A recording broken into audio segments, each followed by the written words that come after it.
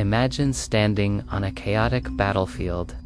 You have a rifle in one hand, but in the other, you're holding something small, cold, and heavy. You pull a pin, let a lever fly, and suddenly, you are holding pure destruction with a 4-second timer ticking down in your palm. It's terrifying, right? In World War II, this was the reality for millions of soldiers. But here's the thing: not every soldier was holding the same weapon. Some held heavy iron pineapples, others held wooden sticks, and some, believe it or not, held glass bottles or even pottery. Today, we aren't just looking at explosives. We are going to break down every single grenade used in World War II to see how these small handheld devices changed the course of history. Let's start with the ones you've definitely seen in the movies. The United States entered the war with the arsenal of democracy, and their grenades were built to last. The most famous one, the Mk2, everyone called it the pineapple because of those deep grooves cut into the iron. The idea was that it would shatter into perfect little squares, but in reality, it just ripped apart into dangerous, unpredictable chunks. It was heavy, reliable, and the standard for American GIs. But the US didn't stop there. They had weapons that were genuinely the stuff of nightmares. Take the M15 white phosphorus grenade, or Willie Pete. This wasn't just about an explosion. This thing spread burning chemicals that created instant smoke screens and caused burns that were nearly impossible to put out.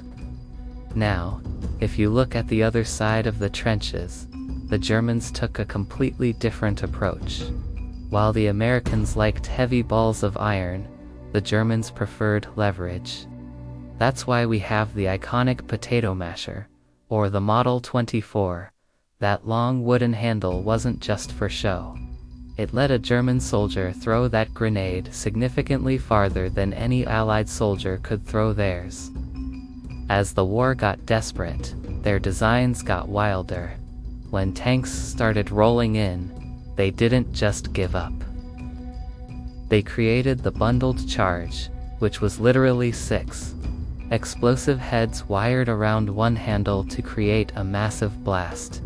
But the scariest job that went to the guy holding the magnetic anti-tank mine. You had to physically run up to an enemy tank, stick this funnel-shaped magnet to the steel hull, pull the fuse, and run for your life before it punched a hole right through the armor. They even made grenades out of glass to spread smoke or tear gas. It really shows how German engineering tried to solve every problem on the battlefield, no matter how dangerous it was for the user. Over in Britain, things got a little experimental. The standard issue was the Mills bomb. It was a solid, reliable, pineapple-style grenade that worked great.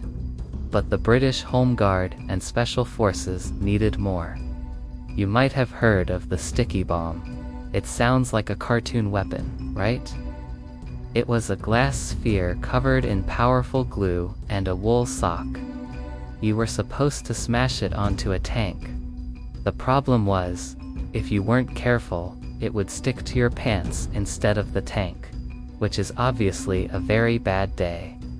Then there was the gammon bomb, which was basically a bag of plastic explosives that paratroopers could mold into any shape they needed. And we can't forget the Hawkins mine, which looked like a hip flask but could blow the tracks off a vehicle. It was innovative, sure, but it also showed how Britain was willing to try anything to stay in the fight. Now, let's talk about the Eastern Front. The Soviet Union needed weapons that worked in the freezing cold and mud, and they needed millions of them. Their main tool was the F1, or the Lamunka. It looked a lot like the American and French grenades, simple, heavy, and deadly. But when supplies ran low, the Russians got creative. They made the RG-42, which was essentially a tin can filled with explosives and a coil of metal sheet inside to create shrapnel. It was ugly, but it worked. And of course, we have to mention the most famous improvised weapon of all time, the Molotov Cocktail. It wasn't high-tech, just a bottle with a chemical mixture that ignited when it smashed. It stopped tanks, terrified infantry, and became the symbol of resistance. Even the polished resistance built their own grenades underground, proving that you don't need a factory to build something that goes boom. Finally, we have to look at the Empire of Japan. Their designs were distinct and, by the end of the war, incredibly desperate. Their standard Type 97 grenade had a unique flaw: you had to pull the pin and then smack the fuse on a hard object, like your helmet, to arm it. But as the metal ran out and the Allies closed in, Japan started making the Type 4. This wasn't metal. It was made of pottery and ceramic. It was basically a clay pot filled with explosives. But the most shocking weapon was the lunge mine. This was a shaped charge on the end of a bamboo pole. A soldier was expected to charge a tank like a spearman and ram it into the armor. It would destroy the tank, but it would certainly take the soldier with it. It's a dark reminder of how intense the fighting became in the Pacific. From high-tech magnetic mines to simple glass bottles. Every grenade used in World War II tells a story of ingenuity, survival, and the terrifying nature of combat.